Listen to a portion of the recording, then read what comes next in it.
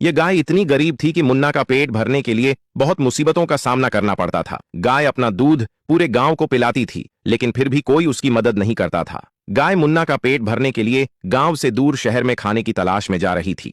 तभी उसने देखा कि एक आदमी आने वाले दिनों में रेस प्रतियोगिता का ऐलान कर रहा है और रेस जीतने वाले को 1 लाख रुपए का नकद इनाम रखा गया था। गाय ने सोचा, मैं तो रेस नहीं जीत सकती, लेकिन मुन्ना को रेस की तैयारी करवा सकती हूँ। गाय अपनी गरीबी दूर करने का यह अवसर हाथ से नहीं जाने दे सकती थी, इसलिए उसने शरीर और ताकत दोनों बढ़ाने का सबसे महंगा ड्रिंक लाकर दिया। उसके बाद वह दिन रात एक करके गार्डन में जाकर दौड़ लगाने लगा। कुछ दिन बाद मुन्ना पहलवान बन जाता है और रेस के लिए निकल जाता है। उसी रेस में एक रेड बुल था जो मुन्ना का बहुत मजाक उड़ा रहा था। रेस शुरू हो जाती है और कोई भी किसी से कम नहीं था, सब बराबरी में दौड़ रहे थे और मुन्ना धीरे धीरे अपनी स्पीड को बढ़ाता है और वह सबसे आगे हो जाता है।